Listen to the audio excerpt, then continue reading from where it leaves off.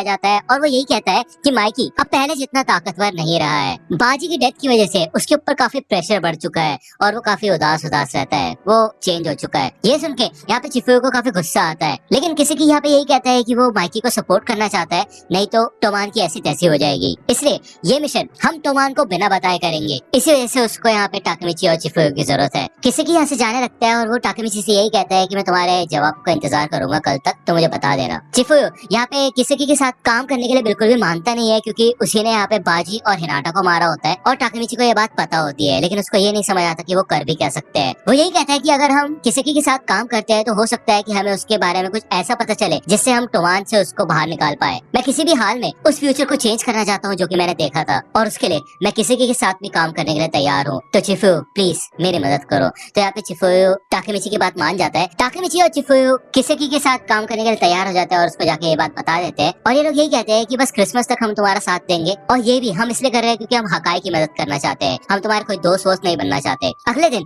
यहाँ पे जब टाकेमिची घर जा रहा होता है तो रास्ते में यहाँ पे उसे हिनाटा और नाओटो मिलते हैं। ये तीनों यहाँ पे साथ मिलके जाते हैं और एक बेंच पे बैठ जाते हैं। हिनाटा यही कहती है कि मेरे को तो क्रिसमस का इंतजार ही नहीं हो रहा यार। तो टाकेमिची सोचता है कि ओह, ऐसा लगता है कि मैंने हिनाटा के साथ क्रिसमस पे कुछ प्लान्स बना रखे हैं और साथ ही साथ मेरे को टाइजू से भी निपटना है। तो नाओटो यहाँ पे कहता है कि मैं निकलता हूँ यहाँ से, मेरे को घर जाना है, मेरे को यहाँ पे बैठ के टाइम वेस्ट नहीं करना अपना, और तुम्हें अपने छोटे भाई के सामने ऐसे फ्लर्टिंग नहीं करनी चाहिए। तो टाकेमिची कहता है कि ये तो बिल्कुल टेटा किसी की तरह बात कर रहा है। तो हिनाटा कहती है कि हाँ बिल्कुल किसी की तरह। तो टाकेमिची यहाँ पे शॉक हो जाता है और वो कहते हैं क्या तुम किसी को जानती हो? तो हिनाटा कहती है कि हाँ, हम दोनों एक ही क्रैम्प स्कूल में जाया करते थे जब हम एलिमेंट्री स्कूल में थे। वो बताती है कि यहाँ पे टेटा किसी की सबसे स्मार्ट बच्चा था पूरी क्लास में, और क्योंकि ये दोनों एक दूसरे के घर के पास ही रहते थे तो ये कई बार साथ घर भी जाते थे। जिसके बाद यहाँ पे किसी ने एक प्राइवेट मिडिल स्कूल को ज्वाइन कर लिया था और उसके बाद हिनाटा उससे कभी नहीं मिली। टाकेमिची कहता है कि ओह ऐसा है, वैसे किसेकी अब एक गैंग मेंबर बन चुका है और टोमान का एक कैप्टन भी है। तो हिनाटा ये सुन के सरप्राइज हो जाती है और वो कहती है कि क्या बात है टाकेमिची, वैसे टेटा काफी अजीब है लेकिन वो दिल का काफी अच्छा है, तुम्हारी और उसकी खूब जमेगी। और वैसे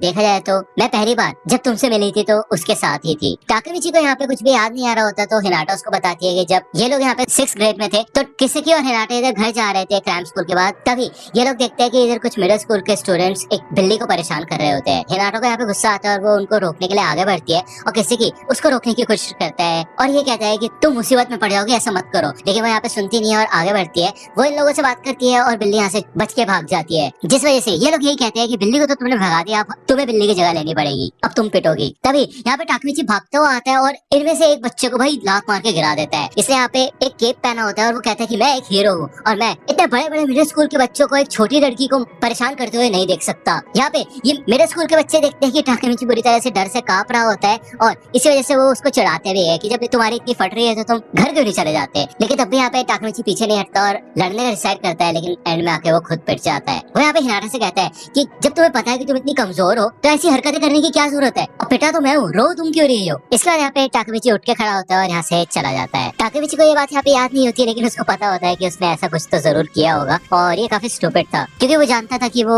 उसकी हेल्प नहीं कर सकता, लेकिन वो फिर भी मदद करने आया और पेट पे गया। तो हिनाटा कहती है कि नहीं, ये स्टूपिड नहीं था, ये सच में काफी कमाल का था क्योंकि तुम जानते थे कि तुम हार जाओगे तब भी तुम लड़े और उसी दिन मुझे तुमसे प्यार हो गया था। तो यहाँ पे टाकेमिची ये सुन के सरप्राइज हो जाता है कि हिनाटा कितने समय पहले से उससे प्यार करती है। हिनाटा यहाँ से जाने से पहले यही कहती है कि क्रिसमस ईव पे हम युमिशिटा पार्क पे मिलेंगे। यहाँ पे टाकेमिची काफी खुश होता है और उसको रियलाइज होता है कि 24th को उसको हिनाटा के साथ रहना है और 25th को उसे टाइजू के साथ निपटना है। लेकिन टाकेमिची को याद आता है कि फ्यूचर वाले हिनाटा ने उसको बताया था कि 24th को युमिशिटा पार्क में टाकेमिची ने हिनाटा के साथ ब्रेकअप कर लिया था। यहाँ पे वो यही सोचना शुरू कर देता है कि अभी तो सब कुछ सही चल रहा है तो ऐसा क्यों होगा कि वो उससे ब्रेकअप करेगा, लेकिन वो इसके बारे में नहीं सोचता। तभी यहाँ पे एक आदमी आता है और टाकेमिची को लगता है कि ये नाओटो है, लेकिन ये नाओटो नहीं बल्कि मसाटो टाचिबाना होता है, हिनाटा और नाओटो का पिता। ये दोनों यहाँ पे एक कॉफी शॉप में आते हैं और मसाटो बताता है कि टाकेमिची, मैंने तुम्हारे बारे में अपनी वाइफ से कई बार सुना है और मुझे ये भी पता है कि तुम मेरी बेटी को डेट कर रहे हो। मैं अपने काम के साथ काफी ज्यादा बिजी रहता हूँ और घर पे भी नहीं जा पाता, जिस वजह से नाओटो को मेरी जॉब बिल्कुल भी पसंद नहीं है। लेकिन उस दिन नाओटो ने मुझे बताया कि वो एक पुलिस ऑफिसर बनना चाहता है और मुझे पता है कि ये सिर्फ और सिर्फ तुम्हारी वजह से हुआ है, इसका मैं शुक्रगुजार हूँ। मुझे नहीं पता कि नाओटो इस तरीके का काम झेल भी पाएगा या नहीं। तो टाकेमिची कहते हैं कि नहीं चिंता मत कीजिए,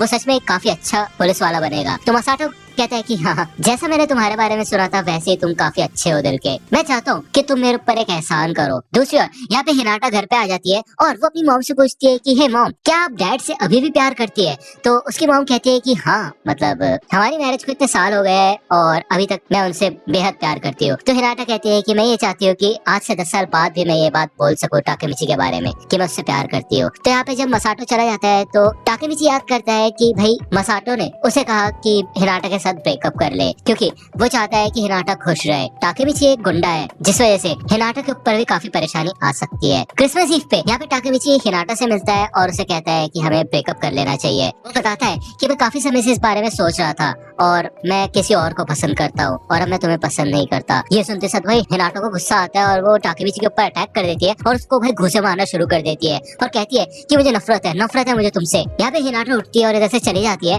और टाकेमिची याद करता है उसके साथ के सारे मोमेंट्स और रोने लग जाता है और वो यही कहता है कि मैं उससे बहुत प्यार करता हूँ, लेकिन ये सब उसकी भलाई के लिए है और मुझे समझ नहीं आ रहा मैं और क्या कर सकता था। बाद में यहाँ पे टाकेमिची चिफुयो, हानमा और किसेकी से मिलता है और उसकी आंखें यहाँ पे पूरी तरह से सूज चुकी होती है और किसेकी बताता है कि हमारा प्लान उडागावा क्राइस्ट चर्च में होगा जो कि शिबुया में है, जहाँ पे टाइजो अकेला होगा। तो चिफुयो कहता है कि वैसे चर्च में लोग नहीं होंगे क्या? तो किसेकी कहता है कि नहीं, आज क्रिसमस ईव पे काफी लोग होंगे वहाँ पे, लेकिन कल रात कोई नहीं होगा, चर्च बिल्कुल खाली रहेगा। हम चैपल के बाहर टाइजू का इंतजार करेंगे क्योंकि चांसेस है कि हकाई पहले से ही चैपल के अंदर टाइजू का वेट कर रहा होगा। किसेकी यहाँ पे टाकेमिची से कहता है कि मैं तुमसे चाहता हूँ कि तुम जाके हकाई से बात करो क्योंकि वो तुम्हारा दोस्त है, शायद तुम उसे रोक सकते हो। और वही दूसरी ओर मैं, चिफुयो और हानमा टाइजू की बैंड बजा देंगे इससे पहले कि हकाई उसको। हकाई का सीन दिखाया जाता है जो कि इधर रेडी हो रहा होता है भाई बाहर जाने के लिए। ऑब्वियसली यहाँ पे वो टाइजू को मारने के लिए तैयार होता है और ये क्रिसमस नाइट होती है। दूसरी ओर इधर हमें ब्लैक ड्रैगन्स का सीन दिखाया जाता है। इधर इनोपी और कोको होते हैं और वो लोग यही कहते हैं पूरी टीम को कि आज हम ब्लैक ड्रैगन्स के इंचार्ज हैं और बॉस इधर से जाने वाले हैं। दूसरी ओर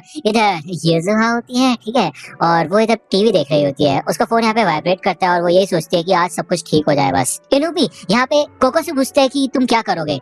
तो कोको कहता है कि मैं तुम्हारे साथ हूँ। तो इनोपी कहता है तुम्हें अपना वादा याद है? तो कोको कहता है कि मैं तो अपना वादा कब कब भूल चुका हूँ। दूसरी ओर हमें यहाँ पे पहले का सीन दिखाया जाता है जब चिफुयो पहली बार टोमान में आया था और यहाँ पे टोमान के लोग उसको बिल्कुल अच्छे से ट्रीट नहीं कर रहे थे, या फिर मैं कहूँ कि चिफुयो उन सबसे नफरत करता था और यहाँ पे वो 3-4 लोगों को मार के भी नीचे गिरा देता है। तभी यहाँ पे बाजी आता है और बाजी बहुत बुरी तरह से चिफुयो को मारना शुरू कर देता है। जब ये लोग यहाँ से निकलते हैं तो बाजी चिफुयो से कहता है कि ये तुम क्या कर रहे हो, ये सब करने की जरूरत नहीं है। तो चिफुयो कहते हैं कि ये सब के सब हरामी है। तो बाजी कहता है कि चिफुयो अब तुम अकेले नहीं हो, तुम टोमान में आ चुके हो, तुम ऐसे बिहेव नहीं कर सकते।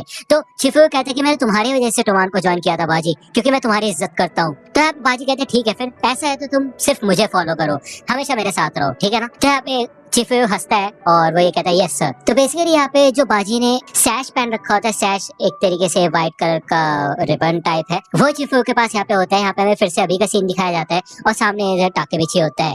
टाकेमिची यही सोचता है कि आज ही वो दिन है जब हम लड़ाई करेंगे और मेरा मेन मकसद है हकाई को रोकना, जिससे कि वो टाइजू को जान से ना मार दे, और उसके साथ साथ ब्लैक ड्रैगन को खत्म करना। अगर हम सक्सेसफुल होते हैं तो फ्यूचर इस बार अलग होगा। यहाँ पे चिफुयो टाकेमिची के पास आता है और वो यही कहता है कि मैं हूँ first division vice captain Chifuyu Matsuno. मेरा जन्म 1991 में शिबुया वॉर में हुआ था। मैंने ऐसी जिंदगी जी है जिसमें मैं सब लोगों से सिर्फ नफरत किया करता था, लेकिन ये चीज बाजी से मिलने के बाद चेंज हो गई थी। वो काफी कमाल का इंसान था जो कि अपने उसूलों के खिलाफ कभी नहीं गया। ये है बाजी का सैश। और टाकेमिची, मैं तुम पे भरोसा करता हूँ कि तुम इसका अच्छे से ख्याल रखोगे, थैंक यू। तो यहाँ पे चिफुयो ये सैश टाकेमिची को पहना देता है और टाकेमिची कहता है चिफुयो मैं इसकी काफी इज्जत करता हूँ, मैं फर्स्ट डिवीजन कैप्टन हानागाकी टाकेमिची इस सैश को एक्सेप्ट करने के साथ साथ कसम खाता हूँ कि मैं भी अपने उसूलों के कभी खिलाफ नहीं जाऊंगा। ये लोग यहाँ पे आगे चलते हैं तो आगे इधर हानमा और किसेकी भी खड़े होते हैं। ये लोग इधर से निकलते हैं और दूसरी ओर हमें यहाँ पे चर्च का सीन दिखाया जाता है। टाकेमिची कहता है कि ठीक है फिर मैं अंदर जाता हूँ, हकाई अंदर ही होगा, मैं उसको मनाने की कोशिश करता हूँ और बाहर तुम टाइजू को संभाल लेना।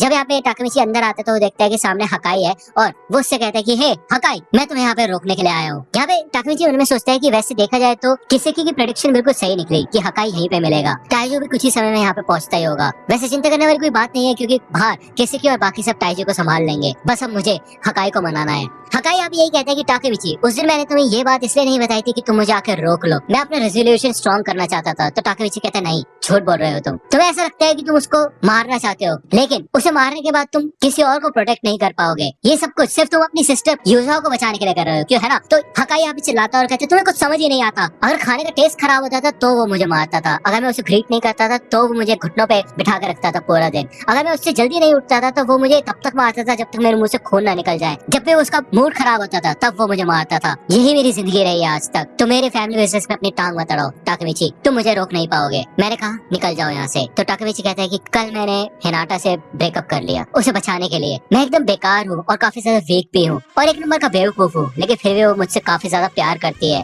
इसलिए मैं इतना तो उसके लिए कर ही सकता हूँ उसे बचाने के लिए। लेकिन उसके लिए मैं कभी भी किसी को जान से नहीं मारूंगा, फिर चाहे मैं किसी से कितनी भी नफरत कर लूं और कितनी भी बुरी कंडीशन हो जाए, लेकिन मैं ऐसा कुछ नहीं करूंगा जिससे हिना को बुरा लगे। तो मेरी बात सुनो हकाई, क्या सच में तुम यूजा के साथ ऐसा कर सकते हो? अगर तुम मर्डर करोगे तो तुम्हें क्या लगता है यूजा को ये सुन के काफी ज्यादा खुशी मिलेगी? तभी यहाँ पे पीछे दरवाजा खुलता है और भाई पीछे से टाइजू आ जाता है। टाकेमिची यहाँ पे ये सोचते कि टाइजू इधर क्या कर रहा है। वो यहाँ पे पूछता है कि किसी की और बाकी सब किधर है। टाइजू कहता है तुम दोनों यहाँ पे क्या कर रहे हो। टाकेमिची यहाँ पे सोचता है कि हुआ क्या यार इधर। तभी भाई हकाई भागता हुआ आता है, उसके हाथ में एक चाकू भी होता है। वो इधर टाइजू के ऊपर अटैक करने के लिए आगे बढ़ता है और दूसरी ओर यहाँ पे हमें चर्च के बाहर का सीन दिखाया जाता है। हमें दिखाया जाता है कि इधर हानमा और किसी की ने इनको धोखा दे दिया होता है। ये लोग यहाँ पे चिफ्यू को बांध के रख देते हैं। हानमा ये कहता है कि दो भाइयों के बीच की लड़ाई से दूर रहो, समझे? ये दोनों यहाँ से जाने लगते हैं और हानमा इधर किसी से पूछता है कि हे वैसे मैं तुमसे ये पूछने वाला था कि तुमने शुरुआत से इनको धोखा देने का प्लान बना रखा था क्या? हमने इनके साथ काम ही क्यों किया? तो किसी के कहते हैं क्योंकि इसमें मेरे को मजा आया। कितने बेवकूफ है वो, वैसे भी वो दोनों कुछ उखाड़ भी नहीं सकते। तो हानमा कहता है क्या बात है यार किसी की, तुम तो कमाल के हो, सिर्फ तुम ही एक इंसान हो जो कि मेरे को हंसा सकते हो। दूसरा इधर हमें चर्च के अंदर का सीन दिखाया जाता है। भाई टाइजू ने एक ही हाथ से हकाई को उठा दिया होता है उसका गला पकड़ के और वो कहते हैं क्या बात है तुम कभी कुछ नहीं कर पाते। जब तुमने मेरे को मारने की कोशिश की तो मेरे को तो ऐसा लगा कि हाँ यार सच में कुछ होने वाला है, लेकिन नहीं, तुम्हारे बस की कुछ भी नहीं है। सच में तुमने मुझे फिर से निराश किया है हकाई। अगर तुम सच में सीरियस हो तो बस चुपके से पीछे से आके मेरे को चाकू मार देना, चिल्लाना बताने से पहले, समझे? यहाँ पे टाकेमिची उनमें सोचता है कि अगर टाइजू यहाँ पे पहुंच चुका है इसका मतलब ये है कि किसी की और हानमा ने हमें धोखा दे दिया है। और चिफू का क्या हुआ? लेकिन रुको, हमने हकाई को उसके बड़े भाई को मारने से रोक दिया तो इसका मतलब ये है कि फ्यूचर चेंज हो चुका है और मैंने अपना मिशन पूरा कर लिया है। लेकिन अब हकाई की जान खतरे में है। इधर यहाँ पे टाकेमिची हिम्मत जुटाता है और वो कहता है कि रुक जाओ। वो यहाँ पे यही सोचता है कि यार मैं कर क्या रहा हूँ यार, मैं टाइजू को रोक भी पाऊंगा या नहीं? लेकिन अगर मैंने कुछ नहीं किया तो इतने में यहाँ पे भाई टाइजू हकाई को उठा के साइड में फेंक देता है और वो कहता है कि हाँ नागाकी टाकेमिची, ये दूसरी बार है जब तुमने शिबा फैमिली के अंदर अपनी टांग अड़ाई है। यहाँ पे वो इधर टाकेमिची के पास आता है और वो ये कहता है कि हकाई देखो मेरी पीठ तुम्हारी तरफ है, एकदम खुला अटैक कर सकते हो तुम मेरे ऊपर। तो यहाँ पे टाकेमिची सोचता है कि क्या ये हकाई को लालच दे रहा है। तब यहाँ पे भाई टाइजू बहुत बुरी तरह से टाकेमिची को मुक्का देके मारता है। भाई टाकेमिची के तो होश उड़ जाता है, वो तो नीचे गिर जाता है और टाइजू कहता है कि पिछली बार मैंने तुम्हें अपनी 30% पावर से मारा था, इस बार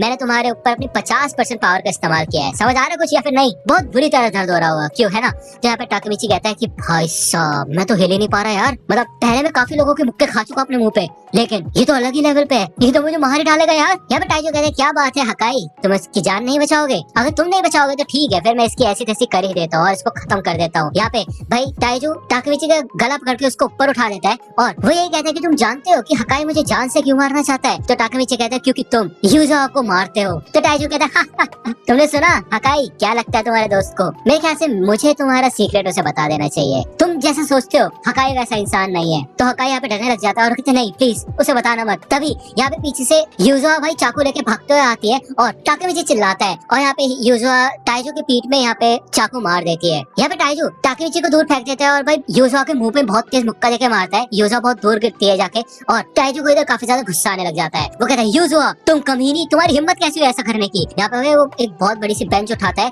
और यूजुआ की तरफ फेंक देता है। उसे यहाँ पे काफी तेज गुस्सा आ रहा होता है और हकाई यहाँ पे उठ के खड़ा होता है। वो कहता है यूजुआ तुमने ऐसा क्यों किया, तुम यहाँ पे कर क्या रही हो? तो यूजुआ कहती है कि मैं तुम्हें बचाने के लिए यहाँ पे आई हूँ, मैं इस चीज को आज खत्म करके रहूंगी। तो हकाई कहते हैं क्यों, तुम आई क्यों हो? टाकेमिची तुम्हें समझ नहीं आता, तुमने यूजुआ को क्यों बताया? सिर्फ तुम्हें मैंने ये बात बताई थी, तुमने ही उसको बताया होगा, क्यों है ना? तो टाकेमिची कहते हैं नहीं मैंने उसे कुछ भी नहीं बताया। तो यूजुआ कहते हैं कि बिल्कुल सही कहा, हानागाकी ने मेरे को कुछ भी नहीं बताया, किसी की नहीं बताया। तो यहाँ पे टाकेमिची सोचता है कि रुको एक सेकंड, इसका मतलब ये है कि किसी की नहीं यूजुआ को यहाँ पे भेजा है। कैसा हो सकता है कि ओरिजिनल टाइमलाइन में हकाई ने कभी टाइजू को मारा ही ना हो, बल्कि यूजुआ ने टाइजू को मारा था। मुझे लग ही रहा था कि कुछ तो गड़बड़ है, क्योंकि मैंने तो कुछ किया ही नहीं था और हकाई टाइजू को मार भी नहीं पाया। तो ये तो साफ है कि हकाई ने कभी टाइजू को मारा ही नहीं, यूजुआ थी वो जिसने टाइजू को चाकू मारा। जो टाइजू को चोट लगी है उसे काफी गहरी चोट लगी होगी। तो टाइजू कहते हैं शिट तुमसे गड़बड़ हो गई यूजुआ, तुमने काफी अच्छा काम किया, चुपके से आई और अपनी पूरी जान लगा दी चाकू मारने में, लेकिन हानागाकी की चिल्लाने की वजह से मैं बच गया, इसलिए मेरे को इतनी गहरी चोट नहीं लगी। तो यहाँ पे टाकेमिची मन में कहते क्या इसका तो ये है कि मैंने उसको बचा लिया,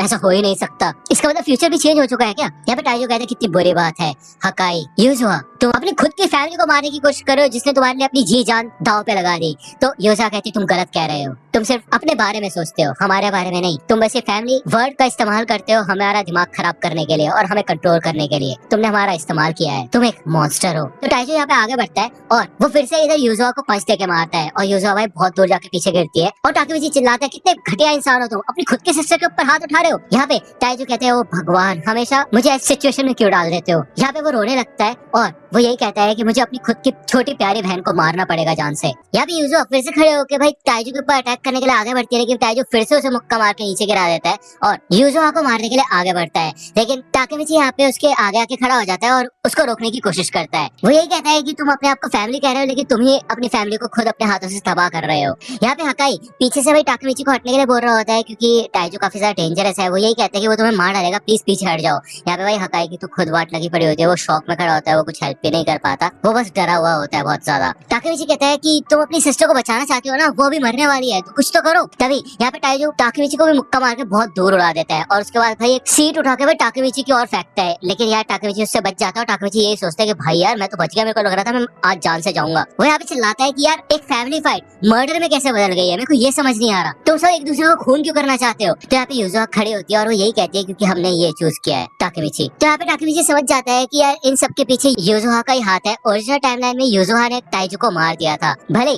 अभी ये कहा जाता है कि हकाई ने टाइजो को मारा था, लेकिन असलियत में यूजुआ को बचाने के चक्कर में हकाई ने अपने ऊपर सारा इल्जाम ले लिया था। अब क्योंकि किसी की ने यूजुआ को टाइजो को मारने के लिए भेजा है तो इसलिए किसी को सच पता है, इस वजह से वो आगे चल के हकाई को हमेशा कंट्रोल करता आया था और आगे चल के उसने ब्लैक ड्रैगन के ऊपर कब्जा कर लिया और टोमान को करप्ट कर दिया। ये सब इसलिए हुआ क्योंकि हकाई सिर्फ यूजुआ को बचाना चाहता था, वो नहीं चाहता था कि किसी को पता चले कि यूजुआ ने ही टाइजो को मारा है। टाकेमिची यहाँ पे समझ जाता है कि अगर यूजुआ प्रोटेक्टेड रहेगी तो हकाई के ऊपर कोई भी बोझ नहीं आएगा किसी भी चीज का और वो बदलेगा नहीं। यहाँ पे वो आगे बढ़ता है टाइजो से लड़ने के लिए और हकाई यहाँ पे यही कहता है कि टाकेमिची ऐसा हो ही नहीं सकता कि तुम उससे जीत पाओ, प्लीज ये काफी डेंजरस है, उससे दूर हटो। यहाँ पे पीछे यूजुआ भी भाई चाकू फिर से उठा लेती है और वो कहती है हानागाकी हमारे रास्ते से हट जाओ। यहाँ पे भाई यूजुआ की हालत काफी खराब हो रही होती है और वो आगे बढ़ती है टाइजो के ऊपर हमला करने के लिए, लेकिन तभी यहाँ पे मित्सुया आ जाता है और वो यूजुआ का चाकू हाथ से पकड़ लेता है, उसके हाथ से खून भी निकलने लग जाता है और वो कहता है यूजुआ चाकू छोड़ दो, मेरा हाथ कट रहा है, ऐसे थोड़े ना लड़ते अपने बड़े भाई से। तो यहाँ पे यूजुआ और मित्सुया दोनों ही इस चाकू को छोड़ देते हैं और टाकेमिची यहाँ पे यही सोचता है कि मित्सुया यहाँ पे क्या कर रहा है। मित्सुया इधर टाकेमिची से कहता है कि प्लीज यूजुआ को संभालो क्योंकि यहाँ पे वो ऑलमोस्ट बेहोश हो चुकी होती है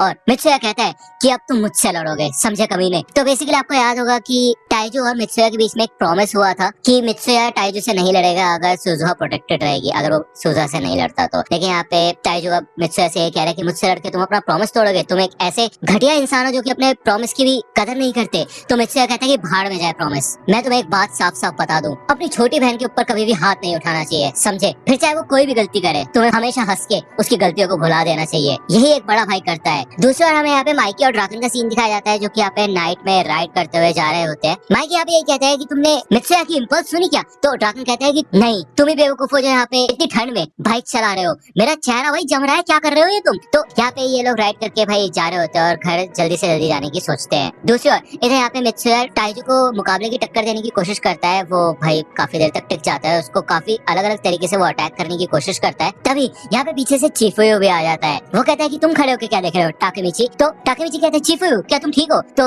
चिफुयो बताते हैं कि उसने पहले ही यहाँ पे मित्सुया को कॉल कर दिया था, किसेकी और हानमा ने इनको धोखा दिया जिस वजह से मित्सुया ने आके यार चिफुयो को छुड़ा दिया। उसे पता था कि वो टोटली हानमा और किसेकी के ऊपर डिपेंड नहीं कर सकते हैं, अगर मित्सुया अपना प्रॉमिस तोड़ता भी है तो सब समझ जाएंगे, इसके बाद कोई दिक्कत वाली बात नहीं है। यहाँ पे मित्सुया भाई टाइजो से लड़ लड़ के थक चुका होता है और वो नीचे गिर जाता है और टाइजो कहता है कि क्या हुआ मित्सुया, अभी तो मैं सिर्फ अपनी 70% पावर का इस्तेमाल कर रहा हूँ, इतने में थक गए तुम। तो मित्सुया कहते हैं क्या, ऐसा मत दिखाओ जैसे तुम जीत रहे हो, मैं नीचे इसलिए झुका क्योंकि मैं अपने लेसेस बांध रहा था। यहाँ पे मित्सुया फिर से टाइजो से लड़ना शुरू करता है और पीछे से हकाई मित्सुया को रोकने की कोशिश करता है कि प्लीज उससे मत लड़ो, तुम नहीं जीत सकते, तुम तो इससे ज्यादा स्मार्ट हो, तुम्हें पता है कि क्या सही है क्या गलत है। लेकिन फिर भी यहाँ पे मित्सुया रुकता नहीं यार, वो यहाँ पे अब पिटने लग जाता है और टाइजू को अपर हैंड मिलने लग जाता है। लेकिन फिर भी यहाँ पे मित्सुया पीछे नहीं हटता। हकाई यहाँ पे बार बार बोलता रहता है मित्सुया को पीछे हटने के लिए, लेकिन फिर भी मित्सुया हार नहीं मानता है। और चिफुयो हकाई से कहता है कि क्या तुम थोड़ी देर के लिए चुप होगे, क्या बार बार बोले जा रहे हो, तुम्हें समझ नहीं आ रहा क्या। मित्सुया इस समय काफी जिद्दी हो चुका है क्योंकि तुम हो यहाँ पे, तुम्हारी वजह से वो हार नहीं मान रहा है। मित्सुया बहुत स्मार्ट है और उसे पहले से पता है कि चीजें कैसे जाएंगी, उसे पता है कि कितने रिस्क उसको लेने चाहिए, लेकिन वो तुम्हारे लिए कर रहा है क्योंकि तुम उसके लिए काफी मैटर करते हो। यहाँ पे भाई मित्सुया कंटिन्यूअसली टाइजू से लड़ रहा होता है और हकाई को ये सुन के काफी शॉक फील होता है। ताकेमिची कहता है कि मित्सुया तो हारने नहीं वाला, ऐसा हो ही नहीं सकता कि वो हार जाए। तो चिफुयो कहता है कि और क्या। टाइजू यहाँ पे कहता है कि अब मैं यहाँ पे थक चुका हूँ काफी ज्यादा और चलो फिर इस किस्से को खत्म करते हैं। तभी यहाँ पे साइड से इनुई आता है और भाई वो एक रॉड काफी कस के मित्सुया के सर पे मारता है और कहता है डेथ वैक, जिससे भाई मित्सुया नीचे गिर जाता है और वो काइंड ऑफ बेहोश टाइप हो जाता है, उसके होश उड़ चुके होते हैं। जिसे देख के भाई हकाई यहाँ पे काफी शॉक होता है और वो जल्दी से मित्सुया की ओर भागता है। यहाँ पे कोको भी आ जाता है और वो यही कहता है कि क्या बात है, मेरी इन्फॉर्मेशन का सही इस्तेमाल किया तुम लोगों ने, 1 लाख वर्थ थे या फिर नहीं। तो हकाई यहाँ पे ये कहता है कि अब मित्सुया हिल नहीं रहे, हम क्या करेंगे। तो इन्होंने कहता है कि ऑब्वियस सी बात है वो नहीं हिल सकता, मैंने उसे अपनी पूरी ताकत से मारा है। जहाँ पे टाइजो भाई हंसने लग जाता है और वो ये कहता है चलो अच्छा काम किया तुमने, अब इन सबको भी जान से मार डालते हैं। यहाँ पे ताकेमिची और चिफुयो को दोनों को गुस्सा आता है और ये कहते हैं अब तुमने ऐसा करने की हिम्मत की है ना, अब तुम बचोगे नहीं, ब्लैक ड्रैगन हम तुम्हें खत्म कर देंगे। यहाँ पे ये दोनों के दोनों टाइजू की तरफ आगे बढ़ते हैं उस पर अटैक करने के लिए, लेकिन पीछे से मित्सुया इन दोनों को रोक देता है। मित्सुया कहता है शांत हो जाओ। यहाँ पे वो खड़े होने की भी हालत में नहीं होता और हकाई उसको संभालता है और वो यही बताता है कि टाइजू एक मॉन्स्टर है और उसके साथ जो 2 बंदे हैं वो अपनी पूरी ताकत से लड़ेंगे। सिचुएशन हमारे खिलाफ है। अगर कंपैरिजन में अभी देखा जाए तो चिफुयो पहले से ही काफी थक चुका है पिट के और मैं हिल नहीं सकता। इस समय ताकेमिची सिर्फ तुम ही हो जो अच्छी खासी शेप में हो और लड़ सकते हो। अगर हम अभी हार जाते हैं तो युजुहा फिर से उसी नर्क में वापस चली जाएगी और हो सकता है कि वो जान से भी जाए। ताकेमिची कहते हैं कि मैं समझ गया, चिंता करने वाली कोई बात नहीं है, वैसे भी माइकी और बाकी सब आने ही वाले होंगे, है कि नहीं, हमें तब तक संभालना है खेल, क्यों है ना, फिर माइकी आके इनको संभाल लेगा। तो मित्सुया कहता है कि क्या तुमने माइकी को फोन किया। तो ताकेमिची कहता है कि ना, मतलब मित्सुया तुम यहाँ पे आए तो तुमने माइकी को तो बताया होगा ना। तो मित्सुया कहता है कि नहीं, मैं हकाई की मदद करने अकेले आया था, मैंने किसी को फोन नहीं किया और वैसे भी इन सब में हम टोमान को नहीं लेके आएंगे, ये पर्सनल इशू है। तो यहाँ पे ताकेमिची ये सुनकर तो शॉक हो जाता है और मित्सुया कहता है कि हम तीनों ही मिलके युजुहा को बचाएंगे। यहाँ पे ये सुनकर तो भाई ताकेमिची नीचे बैठ जाता है और कहता है भाई हम तो मर गए, ये खेल तो खत्म हो गया, हमारे जीतने का तो कोई चांस ही नहीं है। मतलब जब मित्सुया आया था तब मेरे को होप जागी थी कि हाँ अब हम शायद जीत सकते हैं, लेकिन माइकी अगर नहीं आएगा तो क्या होगा। मैंने सोचा था कि टोमान भी आ रहा होगा और हमें सिर्फ तब तक निपटना है। तो चिफुयो कहते हैं चिंता मत करो ताकेमिची, मैंने भी काफी उम्मीदें बना ली थी, लेकिन अब यही सिचुएशन है, हमें ही संभालना होगा सब कुछ। तो ताकेमिची तो यहाँ पे भाई डिप्रेस होकर नीचे बैठ चुका होता है और दूसरी ओर यहाँ पे ये तीनों वेट कर रहे होते हैं लड़ने के लिए। मित्सुया कहते हैं ताकेमिची ये सारी चीजें मैं तुम्हारे ऊपर बर्डन की तरह नहीं डालना चाहता हूँ, अगर तुम और चिफुयो दोनों उन दोनों बंदों को साइड में रख सकते हो तो शायद मैं टाइजू को निपटा सकता हूँ। तो चिफुयो कहते हैं लेकिन तुम्हारी हालत खराब है, तुम अकेले नहीं कर पाओगे। तो मित्सुया कहता है कि मैं अकेला नहीं हूँ, क्यों हकाई तुम मेरी मदद करोगे ना। मैं जानता हूँ कि तुम अभी ब्लैक ड्रैगन का मेंबर बन चुके हो, लेकिन अपनी सिस्टर के लिए तुम ऐसा जरूर कर सकते हो, क्यों है ना, प्लीज मेरी मदद करो हकाई। मुझे पता है कि तुम अपने भाई से काफी ज्यादा डरते हो और उसके खिलाफ नहीं जाओगे, लेकिन प्लीज तुम्हें ऐसा करना होगा, तुम टाइजू को हरा सकते हो। यहाँ पे हकाई काफी ज्यादा डर चुका होता है और ताकेमिची भाई बिल्कुल जोश में चिल्लाता है और वो कहता है मुझे माफ करना, मैं थोड़ा डर गया था लेकिन अब मैं फुल फॉर्म में आ चुका हूँ, तो चलो फिर आगे बढ़ते हैं। चिफुयो कहता है कि ताकेमिची तुम उस काले बालों वाले बंदे को संभालना, उसने हमें ब्लैक ड्रैगन की इन्फॉर्मेशन दी थी, इसका मतलब ये है कि वो कमजोर कड़ी है, अगर वो देखेगा कि सब हार रहे हैं तो वो सबसे पहले भागेगा। तुम उसको संभालो, मैं उस रॉड वाले बंदे को संभालता हूँ। तो ये दोनों भाग के आगे जाते हैं और इन दोनों से लड़ना शुरू कर देते हैं। और दूसरी ओर जब टाइजू देखता है कि हकाई उसके सामने खड़ा है तो वो यही कहता है कि क्या तुम मेरे से लड़ोगे हकाई, मेरे खिलाफ जाओगे तुम। दूसरी ओर इधर इनुई चिफुयो को मारता है और ताकेमिची भाई इधर कोको को पकड़ के पीछे लेके आ जाता है। कोको इधर समझ जाता है कि ताकेमिची और चिफुयो दोनों टाइम लेने की कोशिश कर रहे हैं जिससे कि मित्सुया टाइजू से लड़ पाए। यहाँ पे मित्सुया हकाई को मोटिवेट करता है और कहते चलो फिर आगे बढ़ते हैं, कुछ नहीं होगा तुम्हें, मैं तुम्हारे साथ हूँ। यहाँ पे जब मित्सुया भाग के आगे जाता है तो टाइजू हंसने लग जाता है और मित्सुया जब पीछे मुड़ के देखता है तो इधर हकाई अपने जगह से हिला भी नहीं होता, वो काफी ज्यादा डरा हुआ होता है और वो कहता है मुझे माफ करना टाका, मैं ऐसा नहीं कर सकता। तो टाइजू कहता है मित्सुया तुम्हें क्या लग रहा था कि हकाई तुम्हारे साथ रहेगा। यहाँ पे वो मित्सुया को भी पंच मार के नीचे गिरा देता है और दूसरी ओर कोको ताकेमिची को मार के नीचे गिरा देता है और इनुई चिफुयो को मार के नीचे गिरा देता है और वो यही कहता है कि चिफुयो मैं तुमसे तब लड़ना चाहता था जब तुम्हारी हालत ठीक होती। इधर हकाई देखता है कि इन सबकी वाट लग चुकी होती है और उसे काफी गुस्सा आता है। वो यहाँ पे चाकू उठा लेता है और वो टाइजू के ऊपर हमला करने के लिए जब आगे बढ़ता है तो ताकेमिची बीच में आ जाता है और हकाई से वो चाकू छीन लेता है। वो कहता है कि नहीं तुम ऐसा नहीं कर सकते, अगर तुम ऐसा करोगे तो तुम्हारी जिंदगी बिल्कुल बर्बाद हो जाएगी, ये सब करने की जरूरत नहीं है, मैं तुम्हें दिखाऊंगा कि असलियत में लड़ा कैसे जाता है। तो यहाँ पे वो टाइजो के सामने आ जाता है और वो हिना की बात याद करता है जब उसने बताया था कि तुम उस टाइम लड़ने के लिए आए थे जबकि तुम्हें पता था कि तुम जीत नहीं पाओगे। तो यहाँ पे अभी टाइजो जब टाकेमिची से कहता है कि तुम्हें अभी भी सबक नहीं मिला क्या, तो टाकेमिची कहता है कि सबक, मुझे यही तो मेरी खासियत है कि मेरे को कभी सबक ही नहीं मिलता। यहाँ पे वो जब टाइजो से लड़ना शुरू करता है तो भाई टाइजो तो छूटते साथ ही टाकेमिची को पंच मारना शुरू कर देता है, लेकिन टाकेमिची फिर भी हार नहीं मानता है। वो आगे बढ़ बढ़ के फिर भी टाइजो से लड़ने की कोशिश करता है। टाइजो ये कहता है कि कब तक सेटिस्फाई नहीं होगे तुम, कब तक पंच मारूं तुम्हें, लेकिन टाकेमिची कहता है कि मैं हार नहीं मानूंगा। तो चिफुयो कहता है कि टाकेमिची बस बहुत हो गया, तुमने काफी अच्छा काम किया लेकिन हम हार चुके हैं। टाकेमिची यहाँ पे अपना वो पेंडेंट बाहर निकालता है जो कि हिनाटा ने उसको दिया था और वो ये कहता है कि हिनाटा मुझे ताकत दो प्लीज। हकाई उसके भाई और ब्लैक ड्रैगन की वजह से यहाँ पे लड़ नहीं पा रहा है, तो इसी वजह से टाइजू मैं तुम्हें हराऊंगा और ब्लैक ड्रैगन को टेक ओवर करूंगा। इसे सुनकर भाई टाइजू को काफी ज्यादा गुस्सा आ जाता है और ये सुनकर बाकी सब भी काफी ज्यादा शॉक हो जाते हैं। देखिए यहाँ पे टाकेमिची काफी ज्यादा पिट चुका होता है और काफी खतरनाक सिचुएशन है। ये पे टाकेमिची कहता है कि मैं टाइजू की वाट लगा दूंगा और उसके बाद ब्लैक ड्रैगन के ऊपर कब्जा कर लूंगा, लेकिन उसके बाद यहाँ पे टाइजू उसे और बुरी तरह से मारना शुरू कर देता है, जिसके बाद यहाँ पे टाकेमिची के नाक और मुंह से ऑलरेडी खून निकल ही रहा होता है, लेकिन और खून निकलने लग जाता है। लेकिन वो फिर भी हार नहीं मानता और वो फिर से उठ के खड़ा होता रहता है और टाइजू का सामना करने के लिए आगे बढ़ता रहता है। हकाई उसको देखता है और वो यही सोचता है कि यहाँ पे टाकेमिची हार क्यों नहीं मान रहा और वो पीछे क्यों नहीं हट रहा, ऐसे तो वो मर जाएगा। यहाँ पे टाकेमिची यही सोचता है कि पहले उसके पास ना ही फ्रेंड्स थे ना ही कोई प्यार करने वाला था, लेकिन जब से उसकी ये जर्नी शुरू हुई है तब से उसके ऊपर लोगों ने भरोसा करना शुरू किया है। सबसे पहले उसने वादा किया था कि वो आकुन का बदला लेगा, जिसके बाद काफी लोगों ने उसके ऊपर भरोसा किया। इस फ्यूचर को चेंज करने के चक्कर में कई लोगों ने टाकेमिची के ऊपर अपना भरोसा दिखाया और उसको काफी रिस्पेक्ट भी दी, जिस वजह से यहाँ पे वो काफी मोटिवेटेड है और वो यही सोचता है कि वो इस फ्यूचर को चेंज करके दिखाएगा और वो हार नहीं मानेगा, फिर चाहे वो मर ही क्यों ना जाए। यहाँ पे टाकेमिची फिर से आगे बढ़ता है टाइजू के ऊपर हमला करने के लिए पूरी पावर के साथ, और टाइजू यहाँ पे फिर से टाकेमिची के मुक्का मारता है, लेकिन इस बार टाकेमिची भी भाई टाइजू के मुंह पे एक मुक्का देके मारता है और ये मुक्का इतना ज्यादा पावरफुल होता है जिससे पहले तो टाइजू को कोई फर्क नहीं पड़ता और वो कहता है यार इससे तो घंटा कोई फर्क नहीं पड़ेगा मेरे को, लेकिन उसके बाद भाई वो घुटनों के बल नीचे गिर जाता है। टाइजू खुद सोचता है कि ये क्या हो गया और उसके साथ जो ये उसके चमचे होते हैं नोपी और कोको, वो भी शौक हो जाती है कि ऐसे कैसे हो सकता है, बॉस अपने घुटनों पे कैसे बैठ सकते हैं। यहाँ पे टाकेमिची भी उठ के खड़ा होता है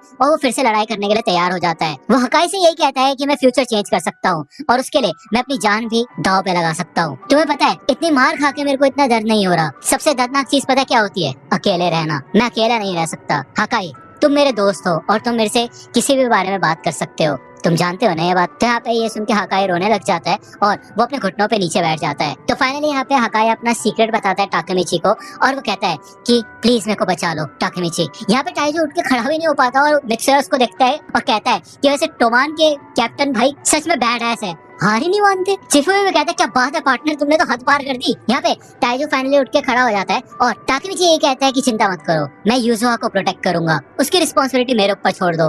तो हकाई कहता है कि नहीं ऐसी बात नहीं है टाकेमिची, क्या तुमने एक चीज नोटिस की है कि मेरे चेहरे पे एक भी निशान नहीं है और यूजुहा को देखो उसे मार मार के उसकी ऐसी तैसी कर दी गई है, ऐसा क्यों। तो ये सुन के भाई टाकेमिची, चिफुयो और मित्सुया थोड़े कंफ्यूज हो जाते हैं और हकाई यहाँ पे रोते रोते यही बताता है। हमें पहले का सीन दिखाया जाता है जब मित्सुया ने पहली बार हकाई को बोला था कि तुम्हें अपनी ताकत का इस्तेमाल दूसरों को बचाने के लिए करना चाहिए, तो उसके बाद से हकाई ने सोचा था कि वो अपनी बहन को बचाएगा और उसके ऊपर कभी आँच नहीं आने देगा, लेकिन जैसे उसने बताया था उसका सब कुछ उल्टा हुआ। यूजुहा थी वो जिसने आज तक हकाई को बचा के रखा था, जो भी हकाई ने कहानी इन लोगों को बताई थी वो सब झूठ थी। तो यहाँ पे हमें पहले का सीन दिखाया जाता है और आपको वो सीन याद होगा जब हकाई ने कहा था कि वो यूजुहा के हिस्से की पिटाई भी खुद ही खाता था, लेकिन असलियत में हमें बताया जाता है कि वो यूजुहा थी जो कि हकाई के हिस्से की पिटाई खाती थी। वो हकाई को प्रोटेक्ट करना चाहती थी और आज तक प्रोटेक्ट करती भी आई है। तो टाकेमिची कहते क्या इसका मतलब अभी तक तुम मुझसे झूठ बोल रहे थे, जिस दिन तुमने मित्सुया से प्रॉमिस किया था कि तुम अपनी फैमिली का ख्याल रखोगे उस दिन के बाद भी। यहाँ पे हमें दिखाया जाता है कि पहले टाइजू ने अपना प्रॉमिस भी तोड़ दिया था कि भाई बेचारी यूजुहा हकाई के हिस्से की मार खाती थी, लेकिन उसके बाद भी वो हकाई को मारता था और उसके बाद इन दोनों को ले जाके मारता था। मतलब इतना ज्यादा क्रूर था वो। हकाई बताता है कि मैंने ऐसे दिखाया कि जो चीजें यूजुहा मेरे लिए करती है वो मैं उसके लिए करता हूँ, लेकिन ऐसा नहीं था। ये सुन के सबको घिनाती है, चिफुयो, टाकेमिची और ये सब शौक हो जाते हैं सब सुन के। इवन इनोपी और कोको भी कहते हैं कि ये क्या हल्ला गुल्ला चल रहा है। तो यहाँ पे यूजुहा उसको रोक देती है और कहती है बस शांत हो जाओ हकाई, और कुछ बोलने की जरूरत नहीं है। तो हकाई यहाँ पे टाकेमिची से माफी मांगता है क्योंकि उसको यहाँ पे काफी बुरा लग रहा होता है अपने लिए कि यार टाकेमिची उसके लिए खड़ा हुआ है, उसके लिए लड़ रहा है, लेकिन क्या फायदा उसका, जो भी उसने कहा है वो तो झूठ है। ये सब इसलिए क्योंकि हकाई टाइजू से काफी ज्यादा डरता है और उसके पास और कोई चारा नहीं था बजाय टाइजू को चाकू मारने के, जिससे जिससे कि वो अपनी वीकनेस से लड़ पाए, लेकिन वो ऐसा भी नहीं कर पाया। मैं तो एकदम लूजर हूँ। तो यहाँ पे टाकेमिची कहता है कि हाँ, तुम्हें क्या लगता है कि सिर्फ तुम ही एक लूजर हो इस रूम में? मैं तुमसे भी बड़ा लूजर हूँ। तो टाकेमिची ये बोल के हंसता है, और ये तो ऑब्वियस सी बात है कि टाकेमिची कितना भी बड़ा लूजर हो, लेकिन वो यहाँ पे हार नहीं मानता है। यहाँ पे मित्सुया भी आके खड़ा हो जाता है और कहते चिंता करने वाली कोई बात नहीं है हकाई, मैंने भी तुम्हारे सामने काफी हवाबाजी दिखा दी और तुम्हें दिखाया कि जिंदगी में कैसा बनना चाहिए, लेकिन मेरे को अपनी खुद की जिंदगी भी पसंद नहीं है। एक समय ऐसा था कि जब मैं अपनी दोनों सिस्टर्स को छोड़ के भाग गया था, लेकिन जब मैं घर लौटा था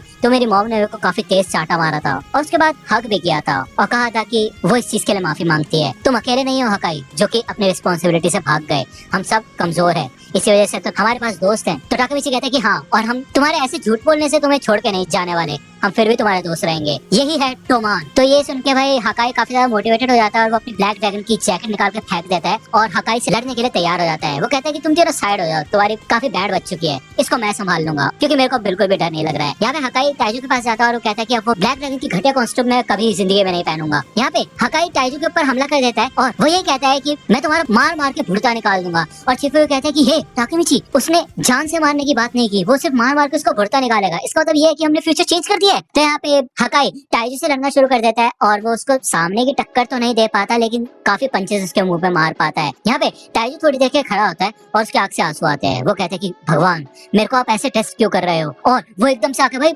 हकाई को एक ही मुक्के में नीचे लटा देता है। यार यहाँ पे शायद वो अपने 100% एनर्जी का इस्तेमाल करता है और पागलों की तरह हकाई को मारना शुरू कर देता है। और वो यही कहता है कि मैं इनसे इतना प्यार करता हूँ, क्या अब मेरे को अपने खुद के हाथों से अपने 2 फैमिली मेंबर्स को मारना पड़ेगा क्या? यहाँ पे भाई हकाई के तो होश उड़ चुके होते हैं, वो बेहोश हो चुका होता है और टाइजू कहता है कि तुम यहाँ से बच के नहीं निकल पाओगे जिंदा, भागने का कोई मतलब नहीं है, क्योंकि मेरे सोल्जर्स ने चारों तरफ से इस चर्च को घेर लिया है। यहाँ पे हमें दिखाया जाता है कि बाहर ब्लैक ड्रैगन के मेंबर्स खड़े होते हैं। यहाँ पे चिफुयो ये बात कंफर्म करता है और टाकेमिची कहता है कि घंटा कोई फर्क नहीं पड़ता, क्योंकि वैसे हम यहाँ से भागने नहीं वाले हैं। चिफुयो, जब तक हम इस बंदे को हरा नहीं देते और ब्लैक ड्रैगन के ऊपर कब्जा नहीं कर लेते, फ्यूचर चेंज नहीं होने वाला है। तो चिफुयो यहाँ पे तैयार हो जाते हैं और साथ ही साथ मित्सुया भी। ये तीनों की तीनों यहाँ पे भाई हंस रहे होते हैं, काफी एक्साइटेड होते हैं। और यूजुआ कहती है तुम पागल हो गए हो क्या दिमाग से, हंस क्यों रहे हो तुम लोग, तुम सच में जान से हाथ खो बैठोगे। मित्सुया यहाँ पे यूजुआ के पास आता है और कहता है कि मुझे माफ करना यूजुआ, मेरी एक्सपेक्टेशंस की वजह से उसके ऊपर इतना ज्यादा बर्डन आ गया और मैं एक बड़े भाई के तौर पे फेल हो गया। तुमने हकाई को अकेले इतने समय तक बचा के रखा, उसके लिए मैं तुम्हारी काफी रिस्पेक्ट करता हूँ। ये सुन के यहाँ पे भाई यूजुआ को रोना ही आ जाता है और उसे बचपन का सीन याद आता है जब वो अपनी मॉम के साथ हॉस्पिटल में होती है। उसकी मॉम की काफी तबीयत खराब होती है और ये लोग अपनी फैमिली वाली बातें करते हैं। उसकी मॉम यहाँ पे उसको हक करती है और वो यही कहती है कि मुझे माफ करना है यूजुआ, लेकिन मैं तुम्हें हमेशा बचाऊंगी और तुम्हारे साथ रहूंगी। कुछ समय बाद यहाँ पे उसकी मॉम की डेथ हो जाती है, तो उनकी ग्रेव के पास यहाँ पे यूजुआ बैठी होती है और वो अपनी मॉम से बात करने की कोशिश कर रही होती है, सारी चीजें शेयर करती है कि कैसे हकाई का एडमिशन हो चुका है और वो अपना बैग से काफी प्यार करता है। इवन वो जब खेलने भी जाता है तो अपना बैग साथ लेके जाता है। काफी अजीब बात है ये, और मैं आपकी तरफ से हमारी फैमिली को प्रोटेक्ट करूंगी, चिंता करने वाली कोई बात नहीं है। हमें यहाँ दिखाया जाता है कि यहाँ पे अभी भी यूजुआ के मुंह पे चोट लगी होती है और हमें बताया जाता है कि जब उनकी मॉम की डेथ हुई थी तो उसके बाद से ही टाइजू ने इनको मारना शुरू कर दिया था बहुत बुरी तरह से। लेकिन फिर भी यहाँ पे यूजुआ पीछे नहीं हटी और उसने हमेशा से हकाई को बचाने की कोशिश की, लेकिन फिर भी टाइजू हकाई को भी मारता था और यूजुआ को भी। जिसके बाद जब रिसेंट में यहाँ पे यूजुआ को टेटा किसी का कॉल आया और उसने बोला कि जाओ और हकाई को प्रोटेक्ट करो, तो मैंने इस चांस का यूज किया और इसी वजह से यहाँ पे यूजुआ इस चर्च में आई थी हकाई को बचाने के लिए। यहाँ पे हमें फिर से अभी का सीन दिखाया जाता है और मित्सुया और चिफुयो इधर कोको और इनुपी के ऊपर हमला करते हैं और टाकेमिची और हकाई इधर टाइजू का सामना करते हैं। यहाँ पे ये दोनों एक दूसरे को संभालते हैं और यूजुआ रो रही होती है काफी, उसको काफी अच्छा फील हो रहा होता है ये जान के कि वो अकेली नहीं है। पहले बचपन में वो अकेले यहाँ पे हकाई को प्रोटेक्ट करती थी और वादा भी करती थी कि वो उसको हमेशा प्रोटेक्ट करके रखेगी। उसे ऐसा लगता था कि वो अकेली है, लेकिन अब इन सब लोगों को देख के उसको काफी अच्छा फील होता है। यहाँ पे टाइजू हकाई और टाकेमिची दोनों को ही बहुत बुरी तरीके से मार रहा होता है और लेकिन फिर भी पीछे हटने के लिए तैयार नहीं होते हैं। टाइजू भी यहाँ पे सेम यूजुआ की लाइन बोलता है कि मैं वादा करता हूँ कि मैं यूजुआ की रक्षा करूंगा, जिसे सुन के यहाँ पे यूजुआ और इमोशनल हो जाती है और हमें दिखाया जाता है कि उसकी मॉम की जो सोल टाइप होती है वो उसको आके हक करती है और ये बोलती है कि देखा ना यूजुआ, तुम अकेली नहीं हो, इतने लोग हैं तुम्हारे साथ, तुम कभी अकेले नहीं रहोगी। और वो इन सबको थैंक यू बोलती है। यहाँ पे चिफुयो के पैर में मोच आ जाती है, मित्सुया भी हार चुका होता है, काइंड ऑफ टाकेमिची की भी हालत काफी ज्यादा बुरी हो चुकी होती है, वो ऑलमोस्ट पास आउट हो चुका होता है। यहाँ पे सिर्फ हकाई होता है जो कि खड़ा होता है और वो यही कहता है कि चिंता करने वाली बात नहीं है, क्योंकि अभी तक तो मैंने टाकेमिची की 50% मार भी नहीं खाई है। तो टाइजू कहता है तुम बेवकूफ हो, सब कुछ खो दोगे तुम। तो हकाई कहता है कि भाड़ में जा कमीने, मुझे उम्मीद है कि नर्क में जाके तेरे को तेरा सबक मिलेगा। ये सुन के भाई टाइजू को काफी ज्यादा गुस्सा आ जाता है और हकाई इधर टाकेमिची को साइड में रख देता है। यहाँ पे वो फिर से टाइजू से लड़ना शुरू कर देता है और टाइजू और बुरी तरह से इधर हकाई को मारना शुरू कर देता है, लेकिन हकाई पीछे नहीं हटता है। और तभी